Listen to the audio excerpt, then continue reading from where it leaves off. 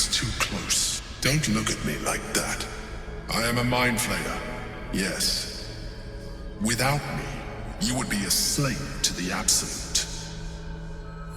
It's obscene to owe my life to a damned geich. No more lies, no more tricks. I will have answers!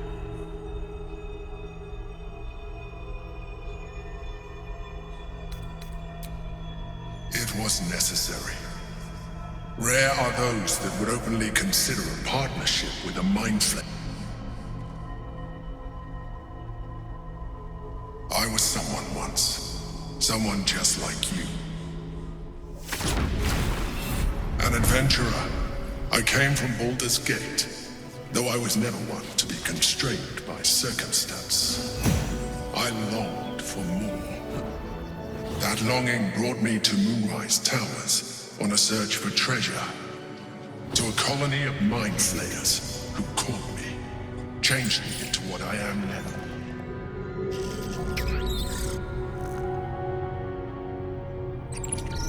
For years, I served the Elder Brain, the one you know as the Absolute.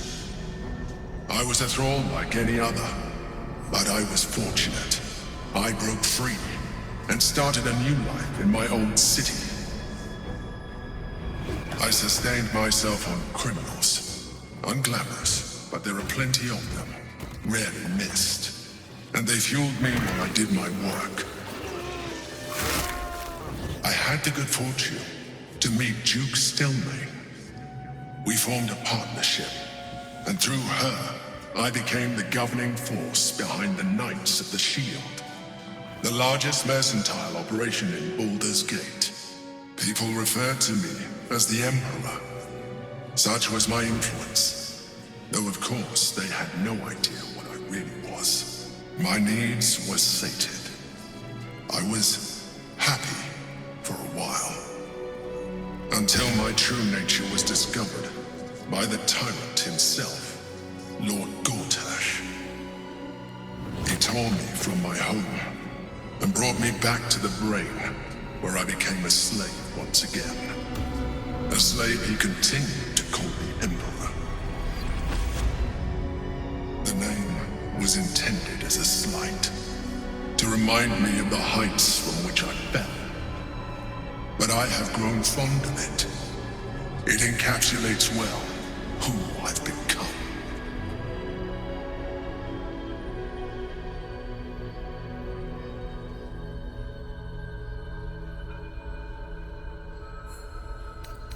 Not all mind flayers are alike.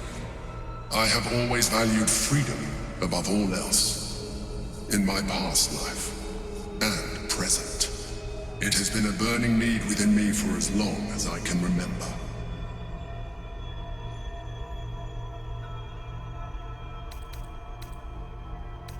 Prince Orpheus, son of the first leader of the Githyanki. Orpheus? Impossible! He was slain by Jastil Kithrak himself. Quite possible, I assure you. His power has been the source of your continued protection against the voice of the Absolute.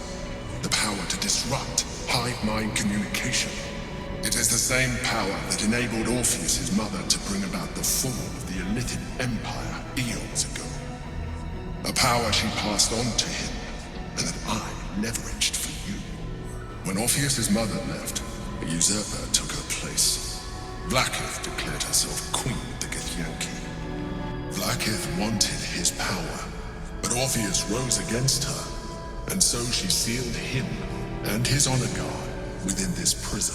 Bound by infernal chains, Orpheus could never leave. Bound by duty, his guard never would. They were close to breaking my hold on that prince. And if they had succeeded, we would be lost. I am relieved you have embraced your potential enough that you could help me eliminate them. Alone, Orpheus will be much easier to control.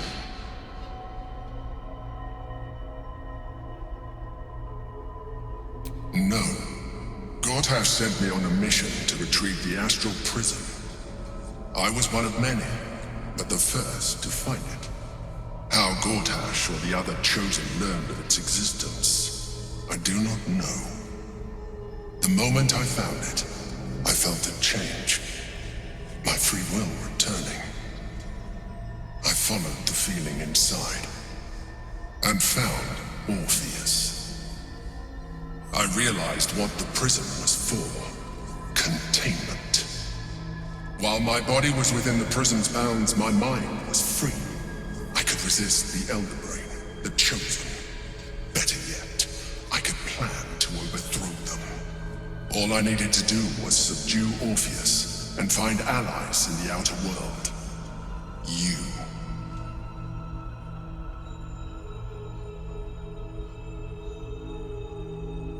Most certainly Orpheus. He is a threat to her reign. Some Githyanki still revere him in defiance of their teachings. Blackith was safe as long as they believed him to be dead. But as you can see, he is very much alive. I don't understand. The histories claim the prince was burned to ash in the skies. Your histories are fabrications. The prince was not killed. As you can very well see, he was in prison. She kept him this way because she was reluctant to eradicate such power. Power that she might one day wish to take from him. If the Githyanki ever find out what she has done, there will be civil war. Blackith will be finished. That would be a terrible idea. The moment he is free, he will attack you. Your only defense would be to kill him, and in so doing, he would doom us both. Even though he is subdued, you feel Orpheus's revulsion, a pulsing hatred that cannot be contained. The Emperor is telling the truth. To him, you are just another wretched illithid. You carry a tadpole. As far as Orpheus is concerned, you are already a illithid, a sworn enemy, just like me.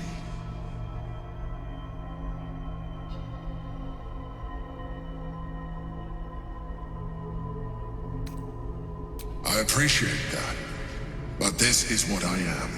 My original body was destroyed when I transformed. When I first escaped the Elder Brain, I searched for a new vessel, but the longer I inhabited this one, the more it grew on me.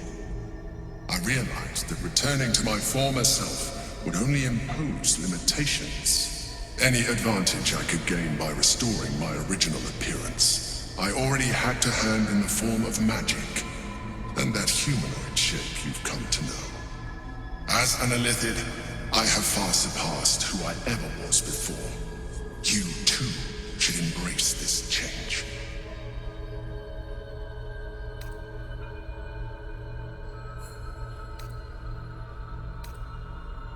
I believe we'll have a better chance of defeating the Elder Brain if you embrace your latent illithid potential.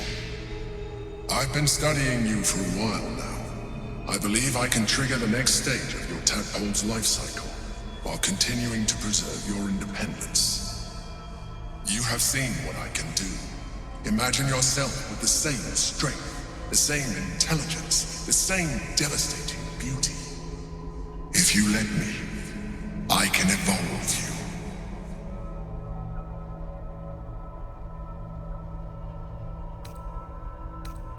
Even as you say the words, you feel a lurch of disappointment.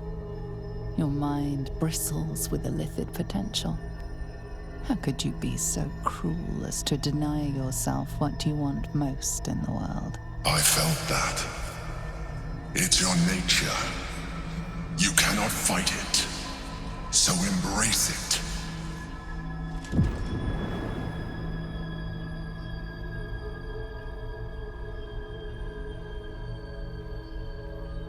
It wants to evolve, but it cannot do so alone. It must commune with another. A tadpole, nurtured by the psionic energy of the astral plane, cocooned here for millennia. It has become extraordinary.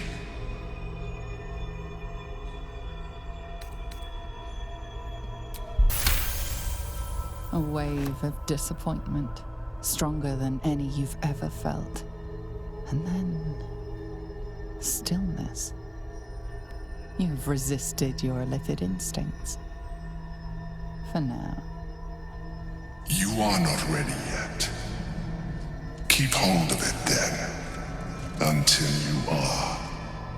It has enough vitality to further your evolution, and your allies. Perhaps you will be more inclined to try it when you see more of what our enemy can do. But we mustn't lose focus. We need to resume our journey. You heard the Chosen. The brain has gone to the city, and the army marches to follow. We must not let them reach it. We must find the brain, and bring it under our